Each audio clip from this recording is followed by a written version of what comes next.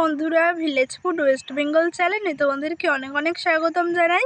বন্ধুরা, আজকে যেই রেসিপিটা আমি তোমাদের সাথে শেয়ার করতে চলেছি সেই রেসিপিটা হচ্ছে গোবিন্দভোগ চালের পায়েস। এই শীতকালে সন্ধ্যাবেলায় যদি হয় একটু গোবিন্দভোগ চালের পায়েস মুড়ির সঙ্গে, তাহলে আর কি চাই বাঙালির। তো চলো এই শীতকালের একটা সুন্দর গোবিন্দভোগ চালের রেসিপি তোমাদের সাথে শেয়ার করা যাক। গোবিন্দভোগ চালের রেসিপি করতে কী কী লাগবে তো চলো তোমাদের সাথে শেয়ার করা যাক। গোবিন্দভোগের চালের পায়েস করতে লাগবে গোবিন্দভোগ চাল, কিশমিশ, তেজপাতা, কাজু বাদাম, এলাচ, বাতাসা, দুধ। এই বাতাসা দিয়ে গোবিন্দভোগের চালের পায়েস করলে খুব সুন্দর খেতে হয়, তাই জন্য আমি এখানে বাতাসা নিয়ে নিয়েছি। এবারে এই গোবিন্দভোগ চালের মধ্যে আমি দিয়ে দেবো সামান্য পরিমাণে ঘি। এই যে দিয়ে দিলাম ঘি। এবার এই ঘিয়ের সাথে গোবিন্দভোগ চালটাকে ভালো করে 1 মিনিট ধরে এইভাবে মেখে নিতে হবে। 1 মিনিট ধরে এই গোবিন্দভোগ চালটাকে ঘিয়ের সঙ্গে ভালো করে মেখে নিয়েছি। ওইদিকে রান্নার জোগাড় হয়ে গেছে, তাই আমি এইদিকে উনুনটাকে ধরিয়ে নিচ্ছি।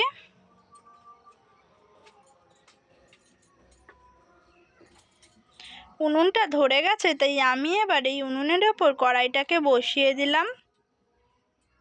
এবার এই কড়াইয়ের মধ্যে আমি দিয়ে দেব 1 বাটি দুধ। এবার এই দুধটা কিছুক্ষণ ধরে গরম হবে। কিছুক্ষণ ধরে এই দুধটাকে ভালো করে গরম করে নিয়েছি, তাই আমি এবার এই দুধের মধ্যে দিয়ে দেব আগে থেকে ঘি মাখানো এই গোবিন্দভোগ চালটাকে দুধের মধ্যে দিয়ে দিলাম। এবারে এই গোবিন্দভোগ চালটাকে দুধের সঙ্গে ভালো করে 1 মিনিট ধরে ফুটিয়ে নেব। 1 মিনিট ধরে এই গোবিন্দভোগ চালটাকে দুধের সঙ্গে ভালো করে ফুটিয়ে নিয়েছি, তাই আমি এবার এর মধ্যে দিয়ে দেবো 2টো তেজপাতা, তারপরে দিয়ে দেবো এলাচ, তারপরে দিয়ে দেবো বাতাসা, দিয়ে এটাকে একটু নাড়িয়ে চাড়িয়ে নিচ্ছি এইভাবে। তারপরে এর মধ্যে দিয়ে দেব কাজু বাদাম আর কিশমিশ দিয়ে দেবো এর মধ্যে। তারপরে এটাকে আবার একটু নাড়িয়ে চাড়িয়ে নেব। দিয়ে এর মধ্যে দিয়ে দেব সামান্য পরিমাণে নুন। এই যে দিয়ে দিলাম। দিয়ে এবার এটাকে ভালো করে কিছুক্ষণ ধরে এইভাবে নাড়িয়ে চাড়িয়ে নিতে হবে। কিছুক্ষণ ধরে এটাকে ভালো করে নাড়িয়ে চাড়িয়ে নিয়েছি, তাই আমি এবার এটাকে নামিয়ে নেব।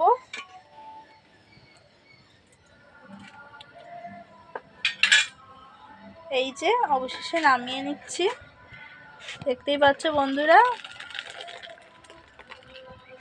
গোবিন্দভোগ চালের পায়েস অবশেষে হয়ে গেছে।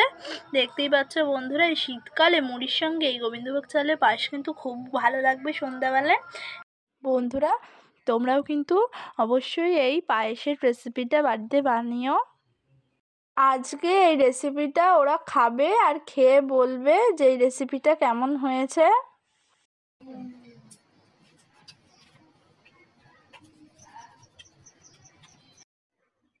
তো বন্ধুরা, আমি এই রেসিপিটা খাবো আর খেয়ে বলবো কেমন হয়েছে।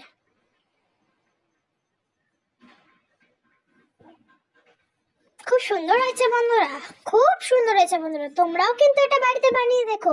আর এরকম রেসিপি দেখতে হলে ভিলেজ ফুড ওয়েস্ট বেঙ্গল চ্যানেলকে সাবস্ক্রাইব করো, লাইক কমেন্ট শেয়ার অবশ্যই করো। ধন্যবাদ। পরে ভিডিওতে আবার দেখাবে। খুব সুন্দর হয়েছে বন্ধুরা, ধন্যবাদ।